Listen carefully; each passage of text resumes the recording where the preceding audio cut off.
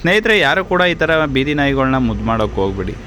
ನೀವೆಲ್ಲ ಹೇಳ್ಬೋದು ಅದು ಕೂಡ ಒಂದು ಪ್ರಾಣಿ ತಾನೇ, ಮುದ್ದು ಮಾಡೋದ್ರಲ್ಲಿ ಏನು ತಪ್ಪು ಅಂತ.